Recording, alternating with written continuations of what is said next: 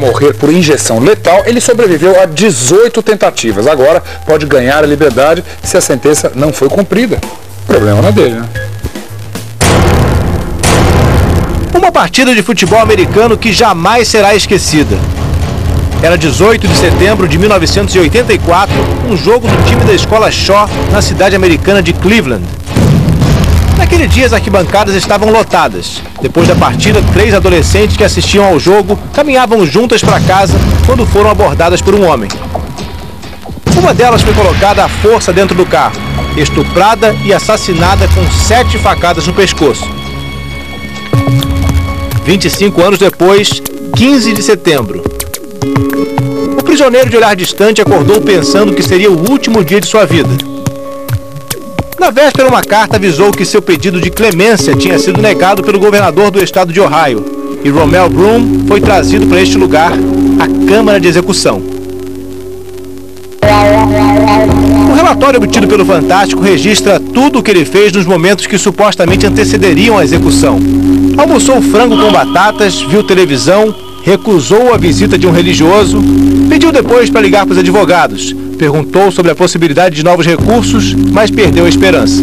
Pouco antes das 2 da tarde, o prisioneiro deu 17 passos até a sala de execução e se deitou nesta cama.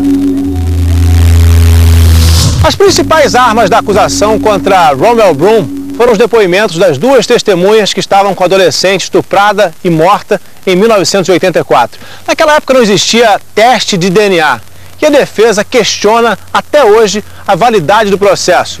Broom se declara inocente.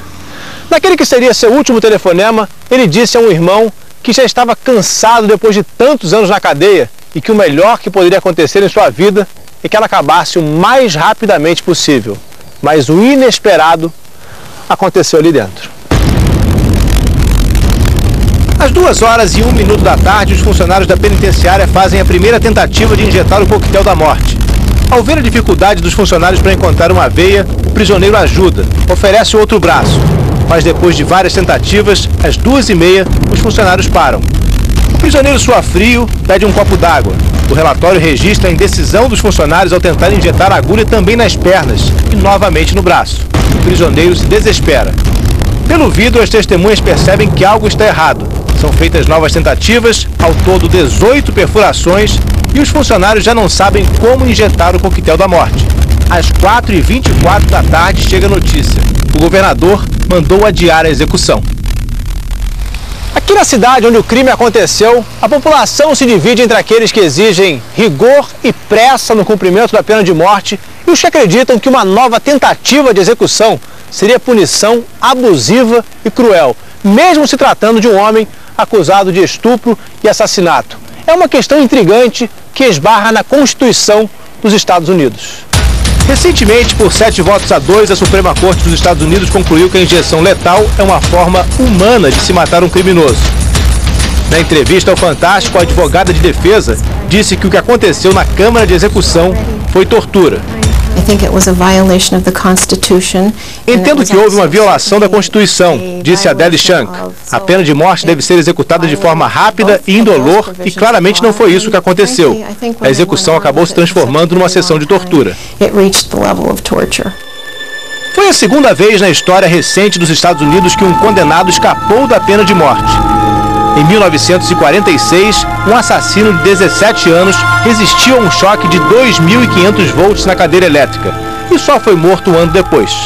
A repercussão do caso Broom levou o estado de Ohio a adiar 2 execuções marcadas para este ano.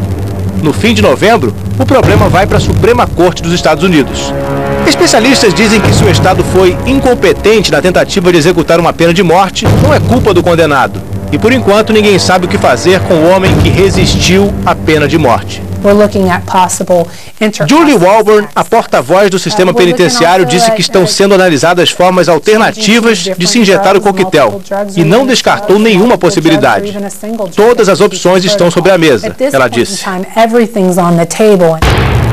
Enquanto isso, com o mandado de execução expirado, o homem acusado de estuprar e matar uma adolescente depois de um jogo de futebol americano pode ter a pena modificada e enfrentar a prisão perpétua. Talvez volte à Câmara de Execução, mas se os advogados conseguirem uma grande jogada, pode ser até libertado.